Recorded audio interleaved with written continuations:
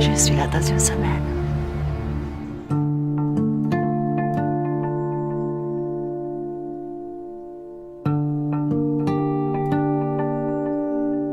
Votre femme a perdu le contrôle de son véhicule comme si elle s'était endormie au volant. C'est assez fréquent. En revanche, ce qui l'est beaucoup moins, c'est ce que l'autopsie nous a révélé.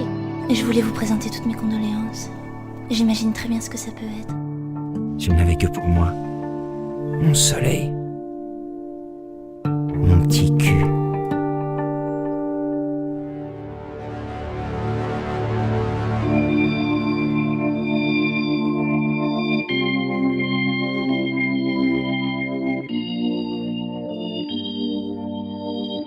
Iniesta, Paco Iniesta. Je suis le père d'Irina. Je suppose qu'elle m'a imaginé une mort violente. Accident de voiture.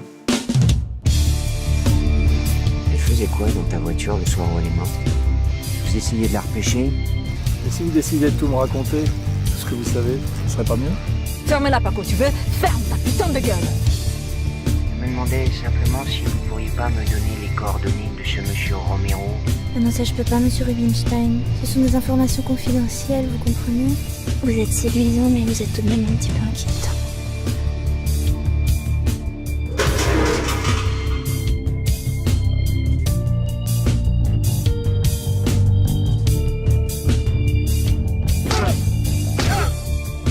Vous avez peur de quelque chose, Lancelot? J'ai peur que la cicatrice soit plus douloureuse que la plaie.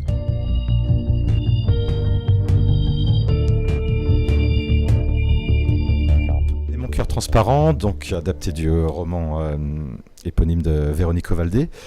En fait, ce qui nous a intéressé, c'est que d'abord ça commence comme un thriller, c'est-à-dire que c'est un homme qui perd sa femme dont il est fou amoureux, et donc pour lui déjà c'est une épreuve abominable. Et surtout, ce qui nous a intéressé, c'est la deuxième dimension de cette histoire, qui est presque surréaliste, où à partir du deuil de sa femme, toute la vie de cet homme, tout ce qui était réaliste, va s'effondrer. Et on rentre dans un univers complètement étrange, mental, un peu onirique, tel que c'était dans le livre, et comme un rêve éveillé, quoi. Comme quand on rêve qu'on rentre chez soi et puis c'est plus chez soi, quoi. Et voilà ce qui va se passer pendant 1h20 et comment notre personnage va évoluer là-dedans. Ce qui nous a beaucoup plu, c'est ce mélange justement pour nous, c'est pas un film de genre, c'est un film de plein de genres. Il y avait de l'humour, du décalage, du surréalisme, de la poésie, une forme de violence, mais comme nous on n'est pas pour la violence, mais je veux dire, mais une violence, mais plus intrinsèque au monde, quoi. C'est pas un pistolet, je veux dire. Voilà.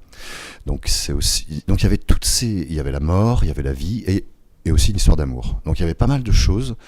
Donc on nous a dit à un moment, mais attention, comment on peut étiqueter ce film? On a toujours le même problème aujourd'hui, du reste. On a du mal à l'étiqueter, mais nous c'est ce qui nous a plu en tant que réalisateur, parce que là on touchait à toute la palette, surtout pour un premier film et surtout pour commencer.